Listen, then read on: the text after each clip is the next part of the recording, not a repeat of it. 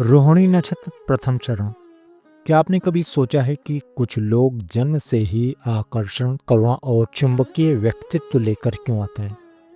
क्यों कुछ लोगों में सृजन की अद्भुत शक्ति होती है, पर वही लोग भावनात्मक टूटन, संबंधों में क्लेश और जीवन के अप्रत्याशित उतार चढ़ाव से भी सबसे ज्यादा गुजरते हैं? अगर आपका जन्म रोहिणी नक्षत्र के प्रथम चरण में हुआ है, तो आज की ये कथा सिर्फ कथा नहीं, यह आपके जन्म की एक छुपी हुई स्मृति है। रोहिणी नक्षत्र चंद्रमा का परम प्रिय नक्षत्र माना गया है। इसका पहला चरण वृषभ राशि प्लस वृषभ नौमांस में आता है। सबसे स्थिर, गहरे और भौतिक ऊर्जा से भरपूर चरणों में आता है।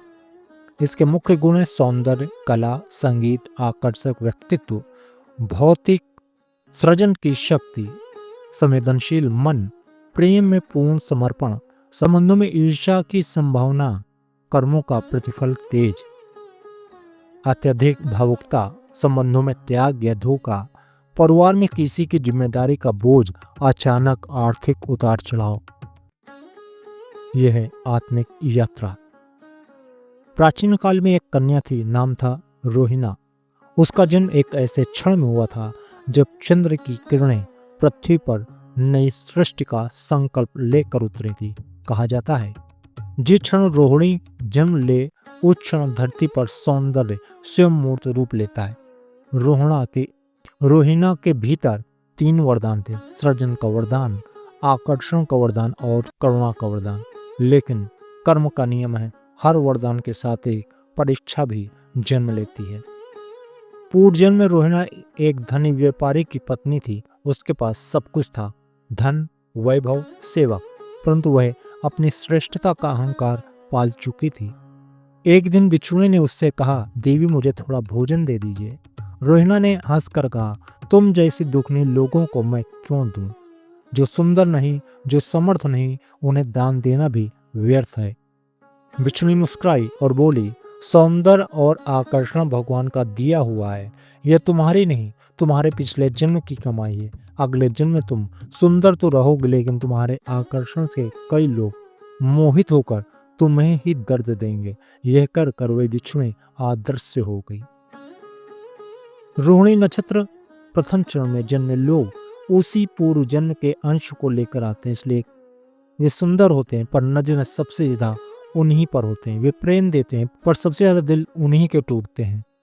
वे धन कमाते हैं, पर धन का टिकना संघर्ष बन जाता है। वे परिवार का बोझ उठाते हैं, पर बदले में आभार नहीं मिलता।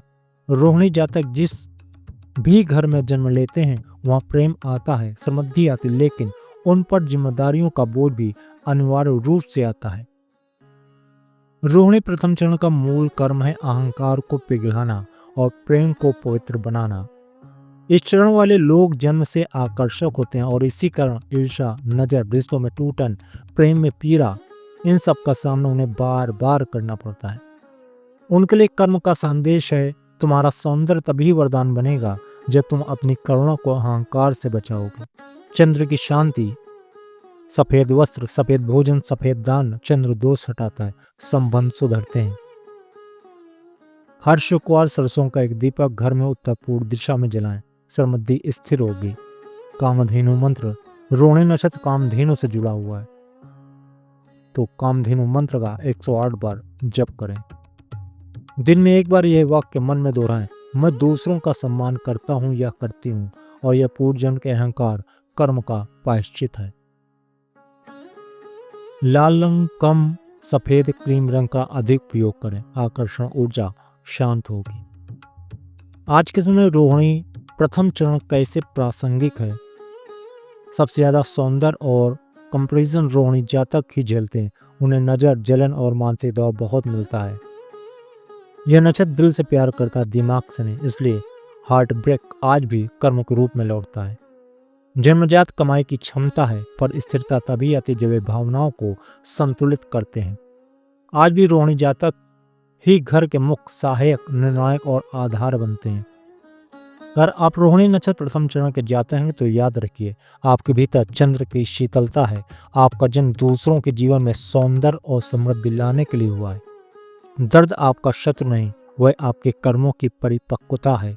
एक दिन आप समझेंगे आपके आकर्षण का असली उद्देश्य दुनिया को मोहित करना नहीं बल्कि हृदय को बदलना